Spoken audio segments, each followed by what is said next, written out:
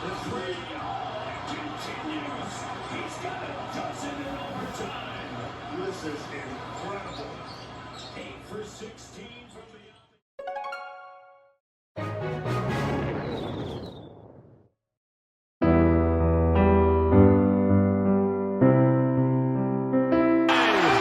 and the Pacers are moving on.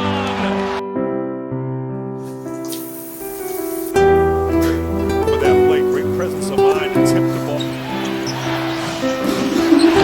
Steal to Green. Trent with it, and he moves it on a brilliant 5 seconds, 4 seconds. Halliburton from the win, and the Pacers are moving on.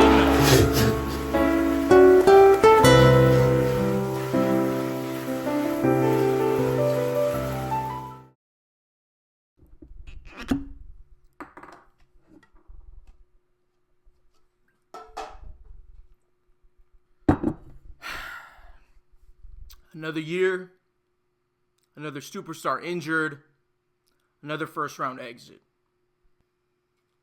Well, ladies and gentlemen, I want to start this video off addressing the number one topic right now in the sports media world. That is, will Giannis Antetokounmpo be a Milwaukee Buck next year? Now, a lot of people are saying that he's either going to go to Miami, he's going to go to LA, he's going to go to New York. I need to tell you here first that Giannis, he's not leaving. Do not clip that if Giannis leaves. Oh my God. That out of the way, we can address the number 2 concern, which I think should be the first thing on the Bucks list. I mean, talking to Giannis, sure. But the first thing they got to do is they got to part ways with head coach Doc Rivers.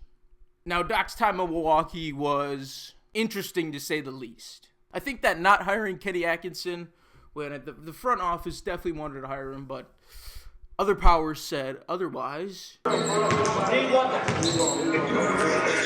will be one of the biggest blunders in the Milwaukee Bucks franchise history.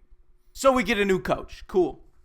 Who are our options? Well, I say top of the list is definitely Mike Malone. The Nuggets let him go. Not sure why. Apparently he had favorites. But Eric Spoelstra, we don't know what's going to happen with him in Miami. He should. I mean, if Eric Spoelstra does get fired, he moves to number 1 right away. So I don't think Miami's going to get rid of him. But if they do, John Horst, please. Now you can look at other guys like Monty Williams. But I think that Doc Rivers just ran his course in Milwaukee. Might be time to get your back fixed, Doc. Okay, now the next thing I want to address is next year's lineup. What is it going to look like?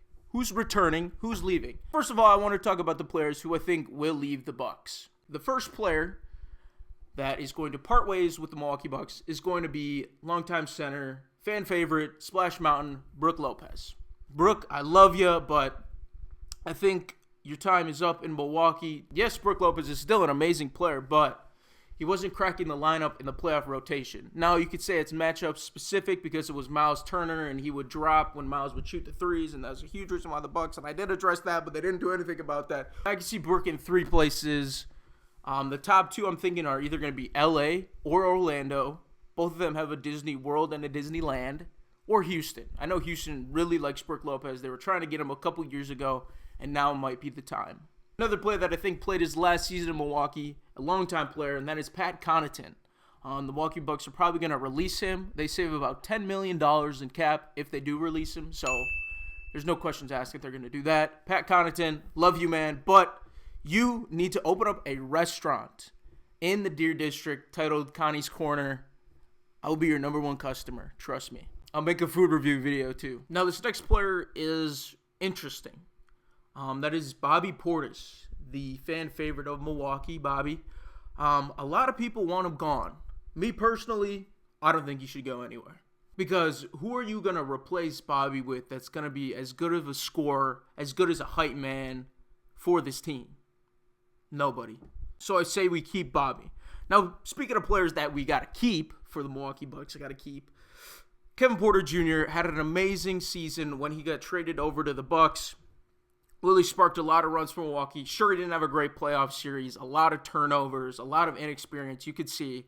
But, it's just going to get better with more time in the lineup, more comfortability with the other players. So You got to keep Kevin Porter Jr. Another player who I think the Bucks have to go all out for is going to be Gary Trent Jr. Now, I know he blundered twice in that elimination game.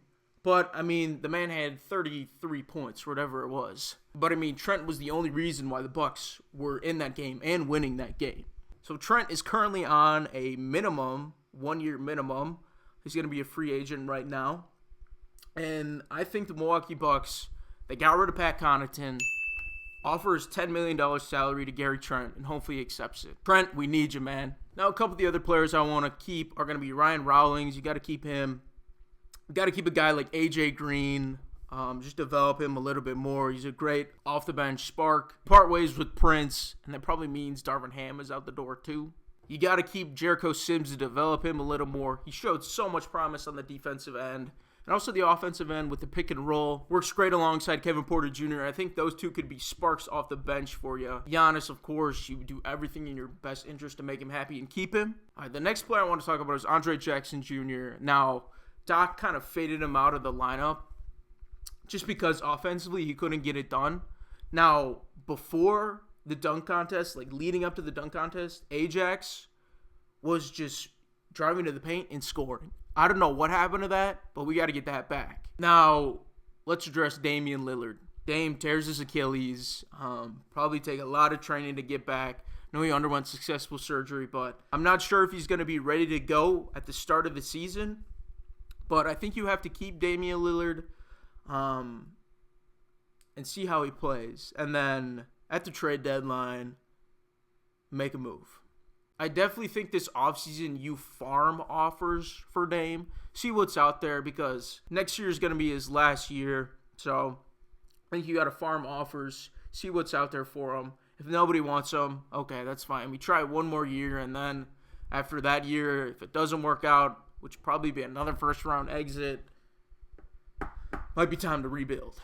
After next season, he's going to be a free agent and probably going to go back to Portland. That's my guess. He's going to go back to Portland. He's going to finish his career there. Might be a year or two in somewhere else. I don't know, Clippers or something. Now, let's get players. And first of all, you have to give up a player to get a player. And we're giving up Kyle Kuzma. And I'm thinking we trade Kyle Kuzma for Dillon Brooks. That's exactly what the Rockets need. They need another volatile scorer.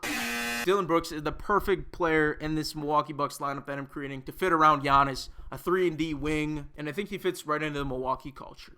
Now this next player, I think everybody's going to want him in the NBA, and that is Naz Reid. Who wants Naz Reid?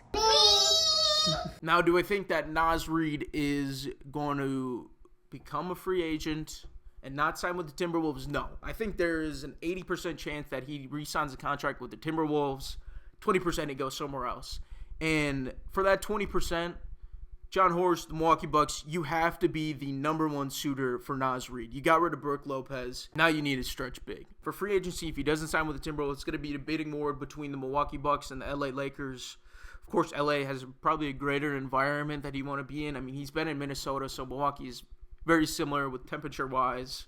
But yeah, I think the Bucks just really need to go after a guy like Naz Reid. If they can't get Naz Reid, then you have to trade another piece or sign maybe a free agent. You got to get a young stretch big. This final player on the list that I want to talk about is, I don't know how the Bucks are going to get him. They won't have the salary. If they sign everybody who I'm talking about, they won't have the salary to sign this guy. But maybe.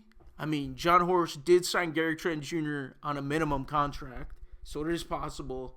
And that man is Bruce Brown. Bruce Brown has been out of the playoffs for far too long and not making an impact. He needs to come back. I think every video I make of what's next for this franchise, Bruce Brown is going to be in their lineup. And yeah, so that's my lineup. I want Damian Lillard at the 1, Gary Trent at the 2, Dillon Brooks at the 3, Giannis at the 4, Naz Reid at the 5. Coming off the bench, we got Kevin Porter Jr., AJ Green, Bruce Brown. Can't get Bruce Brown. Then Andre Jackson Jr., Bobby Portis at the 4. To round it out, Jericho Sims. Yeah, I think that's one hell of a lineup. You just got to pray you don't get matched up against the Pacers in the first round again. Third thing in the agenda, we got to address issues at the trade deadline. Is this team lacking scoring? Go get a scorer. Is this team lacking defense? Go get a defender. You just got to address issues there. I don't know, so I have no idea who's going to be available. Luka Doncic was available at last year's trade deadline, so who knows who's going to be available at this one. But yeah, that's my what's next for the Milwaukee Bucks video. Let me know in the comments down below if you agree with me, disagree with me, what you want your lineup to be if you're a Bucks fan out there. If you're not a Bucks fan, just throw your 2 cents in there. And Giannis is not going anywhere. Hands off. Hands off. Stop making those shitty mock trades.